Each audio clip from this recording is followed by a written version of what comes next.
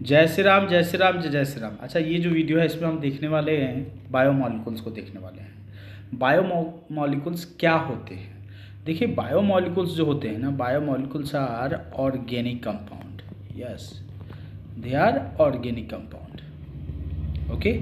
और ये जो बायोमॉलिक्यूल्स होते हैं ये हमारे बॉडी के मेटाबॉलिक रिएक्शंस में पार्टिसिपेट करते हैं। आपको सर्वाइवल के लिए हजारों आपके बॉडी में रिएक्शंस होते रहते हैं ना।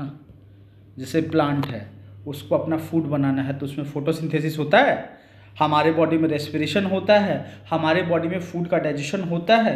ये जितने भी रिएक्शंस हो रहे हैं इसमें, वो सारे के सारे रिएक्शंस मेटाबॉलिक रिएक्शंस कहे जाते हैं। उन मेटाबॉलिक रिएक्शंस में जो ऑर्गेनिक कंपाउंड पार्टिसिपेट करते हैं उनको बायोमॉलिक्यूल्स कहते हैं। हमारा बॉडी जो होता है, हमारा बॉडी बायोमॉलिक्यूल्स का एग्रीगेट होता है। देखो, हमारे बॉडी में ऑर्गेनिक मॉलिक्यूल ज़्यादा है या इनऑर्गेनिक मॉलिक्यूल ज़्यादा है? यस, हमारे बॉडी में इनऑर्गेनिक मॉलिक्यूल ही ज़्यादा है। हमारे बॉडी में कौन सा इनऑर्गेनिक मॉलिक्यूल ज़्यादा है? हमारे बॉडी का सॉल्वेंट वाटर। वाटर जो होता है वो 70 to 90% सेल्स के अंदर होता है, राइट। तो वाटर के बाद से फिर जो ऑर्गेनिक मॉलिक्यूल्स हमारे आ गए वो बायोमॉलिक्यूल सारे के सारे हम इस चैप्टर में डिस्कस करने वाले हैं। अच्छा, किसी के बॉडी में कौन कौन से बायोमॉलिक्यूल हैं इसको आप एनालाइज कैसे करोगे? आप किसी भी एक लिविंग ऑर्गेनिज्म, जैसे मैं यहाँ पे क्वेश्चन लिखा है, how to analyse chemical composition of the living organism. आप लिविंग ऑर्गेनिज्म का केमिकल कॉम्पोजिशन कैसे पता करोगे? तो लिविंग ऑर्गेनिज्म का अगर आपको केमिकल कॉम्पोजिशन पता करना है तो कोई लिविंग ऑर्गेनिज्म ले लो। आप कोई कौन सा लिविंग ऑर्गेनिज्म लोगे? आसानी से तो आपको कोई प्लांट मिल जाएगा ना।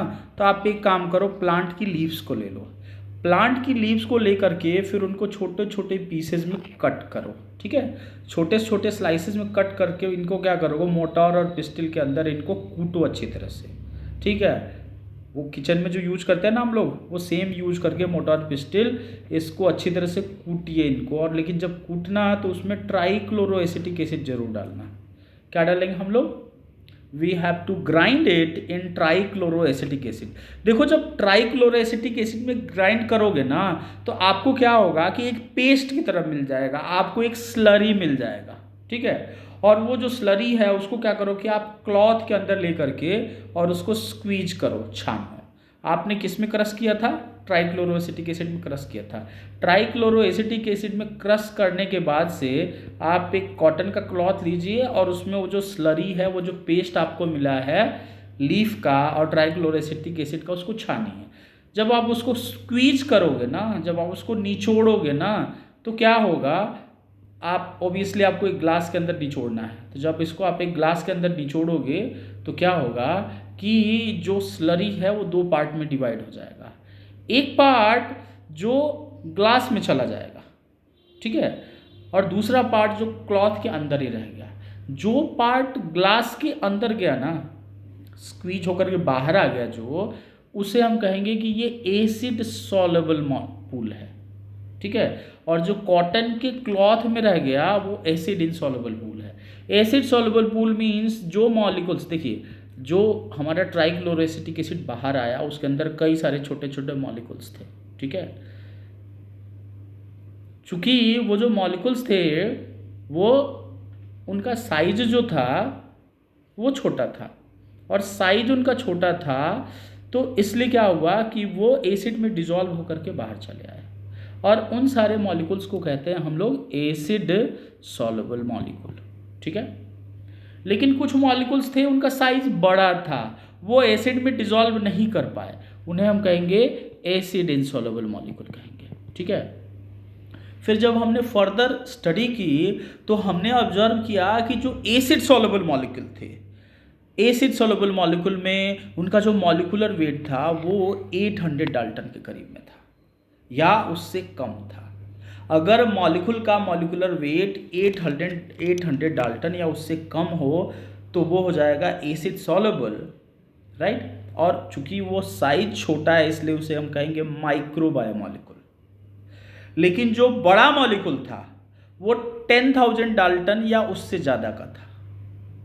चूंकि ये बड़ा था इसलिए हमने इसे कहा मैक्रो बायोमॉलिक्यूल कहा। और बेटा मैक्रोबायोमोलिकुल में आते हैं सारे के सारे पॉलीसेकेराइड्स आते हैं।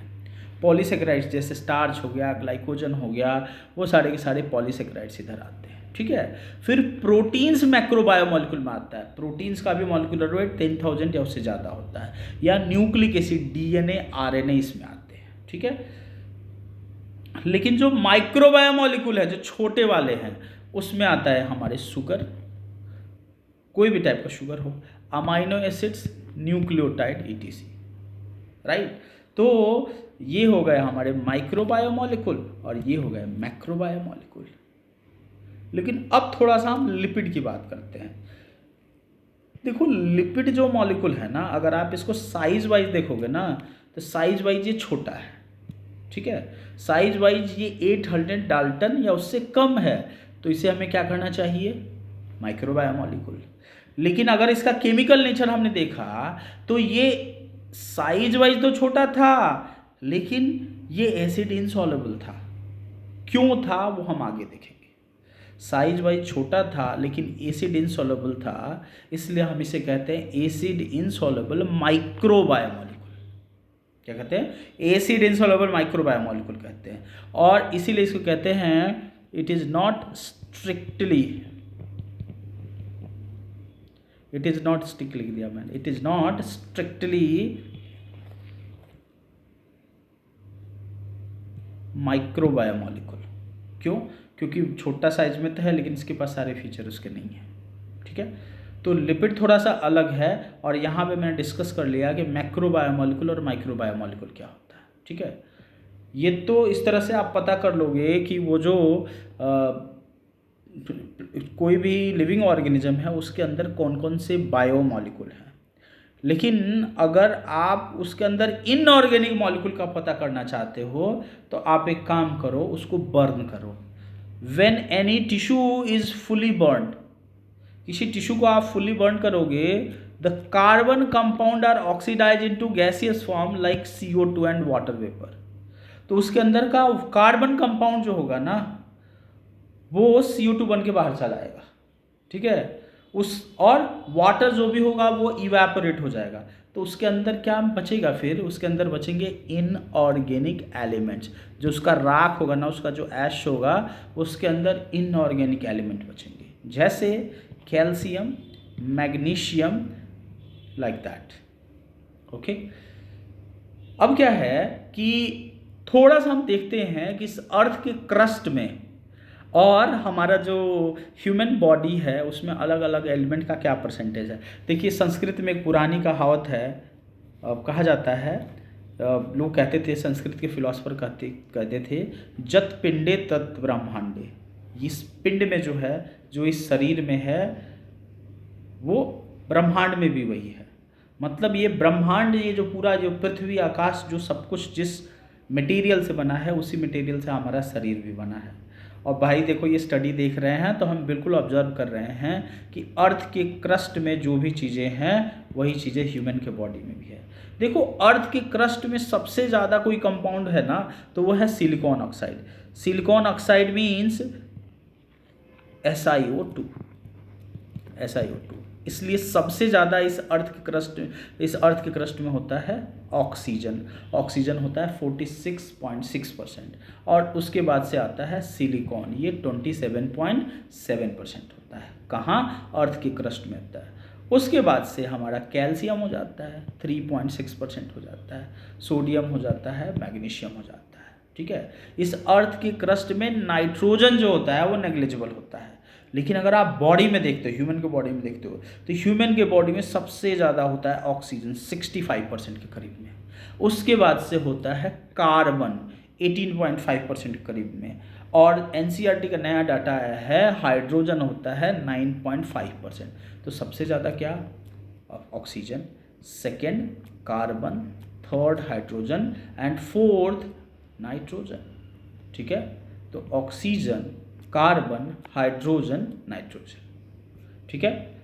इसको याद रखना आप लोग, इस बॉडी में सबसे ज़्यादा ऑक्सीजन, कार्बन, फिर हाइड्रोजन, फिर नाइट्रोजन, फिर कैल्शियम होता है।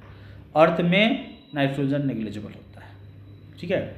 अगर कोई सेल है स्टूडेंट ध्यान से सुनना मेरी बात को, अगर कोई सेल है और उस सेल के अंदर मतलब उसके साइटोप्लाज्म में परसेंटेज देखोगे आयंस का, तो सबसे ज़्यादा होता है पोटेशियम आयन, फिर होता है सोडियम आयन, और उसके बाद से क्या होता है भाई, कैल्शियम आयन होता है। ठीक है, यहाँ पर हमने अलग अलग एलिमेंट का परसेंटेज देख लिया। अब थोड़ा देखते हैं कि हमारे बॉडी में मॉलिक्यूल कौन कौन से हैं। तो हमारे बॉडी में सबसे ज़्यादा क्या है, वाटर है, 70 to 90% होता है। उसके बाद से अगर कोई सबसे ज़्यादा ऑर्गेनिक मॉलिक्यूल है तो वो प्रोटीन्स है। ठीक है, प्रोटीन खाते हो ना, बॉडी बनाते हो ना, बाइसेप बनाते हो ना, क्यों बनाते हो? क्योंकि आपके बॉडी के सेल का, आपके सेल्स का पूरा जो स्ट्रक्चर होता है, ज़्यादातर जो स्ट्रक्चर होता है वो प्रोटीन से ही बना हुआ है। ठीक है, तो सेकेंड क्या है, प्रोटीन है। और फिर न्यूक्लिक एसिड जो हमारे कैरेक्टर को एक जनरेशन से दूसरी जनरेशन लेकर के जाता है। और फिर कार्बोहाइड्रेट होता है 3% होता है, और फिर लिपिड होता है 2% होता है। प्रोटीन सबसे ज़्यादा 10 to 15%, और ठीक इसका आधा न्यूक्लिक एसिड 5 to 7%, और लगभग इसका आधा कार्बोहाइड्रेट 3%, और फिर लिपिड 2% होता है। ऐसे याद कर सकते हो ना, सबको हाफ हाफ करते चले जाओ। ठीक है, अब क्या है कि सबसे ज़्यादा तो इसमें वाटर है ना, तो हमारे फूड में सबसे ज़्यादा प्रायोरिटी किसकी होनी चाहिए, वाटर होनी चाहिए। देखिए, जो मॉलिक्यूल मेटाबॉलिक रिएक्शंस में पार्टिसिपेट करते हैं हमारे, उनको क्या कहते हैं हम लोग, मेटाबोलाइट्स कहते हैं। ये जो मेटाबोलाइट्स होते हैं ना, वो दो टाइप के होते हैं। एक है प्राइमरी मेटाबोलाइट और दूसरा क्या है, secondary metabolite. They primary metabolites जो होते हैं ना, they are organic compounds. Okay, और ये हमारे बॉडी का जो बेसिक मेटाबॉलिक रिएक्शंस होता है उसमें पार्टिसिपेट करते हैं। मतलब जो हमारे ग्रोथ के लिए, जो हमारे सर्वाइवल के लिए, जो हमारे रिप्रोडक्शन के लिए प्रोसेस होते हैं, उसमें प्राइमरी मेटाबोलाइट पार्टिसिपेट करते हैं। जैसे प्लांट में फोटोसिंथेसिस हो रहा है, अब उसमें जो पार्टिसिपेट करेगा, ठीक है, या रेस्पिरेशन हो रहा है प्लांट या एनिमल में, ठीक है, प्रोटीन का मेटाबॉलिज्म हो रहा है, प्रोटीन बन रहा है या उसका ब्रेकडाउन हो रहा है, या लिपिड का मेटाबॉलिज्म हो रहा है, इसमें जो भी मॉलिक्यूल पार्टिसिपेट करें, they all are what, primary metabolite. जो हमारे ग्रोथ, सर्वाइवल और रिप्रोडक्शन में डायरेक्टली रोल प्ले करता है, उसको हम क्या कहते हैं, प्राइमरी मेटाबोलाइट कहते हैं। ठीक है, जैसे ये देखें, अमाइनो एसिड्स, जैसे शुगर, जैसे हीम, जैसे क्लोरोफिल। यस, ठीक है, ये सारे के सारे हमारे प्राइमरी मेटाबोलाइट है। ठीक है, फिर आ गए सेकेंडरी मेटाबोलाइट। सेकेंडरी मेटाबोलाइट जो होते हैं, secondary metabolites are organic compound that not involve in primary metabolic reactions. ठीक है, इनका हमारा जो ग्रोथ है, सर्वाइवल है, रिप्रोडक्शन के जो रिएक्शंस है, उसमें डायरेक्ट रोल नहीं होता है। ठीक है, इनका एग्जैक्टली क्या फंक्शन है, ये आपके एनसीईआरटी में लिखा हुआ है कि इट्स नॉट क्लियरली अंडरस्टूड। ठीक है, अब इसका एग्जांपल मैं बता दे रहा हूँ। एंटीबायोटिक्स, एंटीबायोटिक्स सिक्रीट करते हैं बैक्टीरिया, एंटीबायोटिक्स सिक्रीट करते हैं फंगाई। ठीक है, ये क्या है, सेकेंडरी मेटाबोलाइट। ये खाते हो ना आप लोग, क्या, खैनी, सुरती, तंबाकू, ठीक है, उसके अंदर निकोटीन होता है। वो निकोटीन का क्या रोल है पता नहीं। ठीक है, मतलब ग्रोथ, सर्वाइवल, रिप्रोडक्शन में क्या रोल है पता नहीं एग्जैक्टली। कुछ लोग तो कहते हैं कि हार्बीवोरस को रिपेल करने के लिए, डिस्टेस्टफुल बनाने के लिए होता है। वो सेकेंडरी मेटाबोलाइट का एग्जांपल है। फाइन, आपकी एनसीईआरटी में एक लिस्ट दिया हुआ, थोड़ा सा इसको डिस्कस कर लेते हैं। जैसे पिगमेंट्स में दिया हुआ है कैरोटीनॉइड्स, एंथ्रोसाइनिन। एंथ्रोसाइनिन क्या करता है, एंथ्रोसाइनिन प्लांट्स को, फ्लावर को ब्लू कलर प्रोवाइड करता है। ठीक है, उससे इंसेक्ट्स जो हैं वो अट्रैक्ट होते हैं। अल्कलॉइड्स दिया हुआ है, मॉर्फिन, कोडीन। मॉर्फिन भैया, मॉर्फिन जो होता है ना, ये एक्सीलेंट क्वालिटी का पेन किलर होता है। Yes, morphine is super quality of pain killer. क्या होता है भाई, पेन किलर होता है। ओके, मॉर्फिन जो होता है पावरफुल पेन किलर होता है। अब पेन किलर भी ऐसा होता है कि इसको मतलब सिर दर्द में नहीं यूज करते, मतलब इसको यूज करते हैं जैसे वार फील्ड में किसी का हाथ उड़ गया, पैर उड़ गया, सिर उड़ गया, चलो सिर उड़ने पे तो मर ही जाएगा पर्सन, तो मतलब उस कंडीशन में उसको मॉर्फिन का इंजेक्शन दिया जाता है तब तक हॉस्पिटल नहीं पहुँचे, या सर्जरी में इसको यूज करते हैं। कोडीन, कोडीन जो होता है इसको कफ सिरप में यूज करते हैं, ठीक है। कोडीन जो होता है ना एक पावरफुल ब्रोंकोडायलेटर होता है। जैसे कई सारे इन्फेक्शन में क्या होता है रेस्पिरेटरी ट्रैक्ट के इन्फेक्शन में हमारा ब्रोंकस और ब्रोंक्यूल कॉन्स्ट्रिक्ट कर जाता है, सिकुड़ जाता है, तो हम खांसते हैं बहुत ज़्यादा। तो कोडीन जो होता है ना, कोडीन ब्रोंकोडायलेटर होता है, इसको कफ सिरप में यूज करके मिक्स करते हैं। फिर मोनोटर्पिनॉइड है, डाइटर्पिनॉइड है, इनको कॉस्मेटिक्स इंडस्ट्री में यूज करते हैं, एंटी कैंसर ड्रग्स में यूज किया जाता है। लेमन ग्रास ऑयल है, लेमन ग्रास ऑयल से अगरबत्ती बनाया जाता है मच्छर भगाने वाला। एब्रीन और रिसिन जो होते हैं ना, इनको प्लांट से निकालते हैं। देखो सेकेंडरी मेटाबोलाइट्स जो होते हैं या तो प्लांट से निकलेंगे, या बैक्टीरिया से निकलेंगे, या फंगाई से निकलेंगे, एनिमल से कभी सेकेंडरी मेटाबोलाइट नहीं निकलते, ठीक है। तो ये जो एब्रीन और रिसिन है इनको टॉक्सिन में रखा गया है। ये एक्चुअली जिस सेल के अंदर आप इंजेक्ट कर दोगे ना, उस सेल का ये प्रोटीन सिंथेसिस स्टॉप कर देंगे। Yes, they will stop protein synthesis of that cell, और उस सेल का प्रोटीन सिंथेसिस रोक करके उसको किल करने का काम करते हैं। कॉन्केनावैलिन ए को रखा गया है, लैक्टीन में रखा गया है। कॉन्केनावैलिन ए जो होता है ना, इसके पास एक यूनिक फीचर होता है कि it exclusively bind with sugar, ये शुगर से बाइंड करता है, ठीक है। अब शुगर से बाइंड करता है तो इसका क्या यूज हो सकता है, आप एक काम करो, एक टेस्ट ट्यूब लीजिए, उस टेस्ट ट्यूब में आप amino acid plus sugar mix कर लीजिए, ठीक है। अब इसको अलग कीजिए। अब चावल का दाना तो नहीं है ना, आप इसको चुन चुन के अलग करोगे, तो उसके लिए क्या करते हैं कि एक ट्यूब लिया जाए, और वो जो ट्यूब है उस ट्यूब के अंदर आप कॉन्केनावैलिन ए कोट कर दो, ठीक है। और फिर इधर से शुगर और अमाइनो एसिड का सॉल्यूशन जो है पास करो। शुगर जो होगा ये अंदर ही बाइंड करके रह जाएगा और अमाइनो एसिड बाहर चला जाएगा। क्यों? क्योंकि आपने कॉन्केनावैलिन एक कोट किया है और वो शुगर से बाइंड करता है। विनब्लास्टिन एंटी कैंसर ड्रग होता है, ठीक है। कुर्कुमिन हल्दी में मिलता है, एंटी इन्फ्लामेटरी ड्रग होता है। कभी पिटाई होती है तो हल्दी पिलाया जाता है ना घर पे। क्यों पिलाया जाता है? क्योंकि ये होता है कुर्कुमिन जो होता है ये एंटी इन्फ्लामेटरी ड्रग होता है। What do you mean by anti inflammatory? Anti cancer तो चलो विनब्लास्टिन है, कैंसर सेल को किल करता है। एंटी इन्फ्लामेटरी क्या होता है?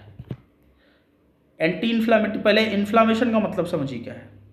देखो कहीं भी आपके बॉडी में, ठीक है, इन्फ्लामेशन जानना चाहते हो तो किसी को एक हिट मार दो।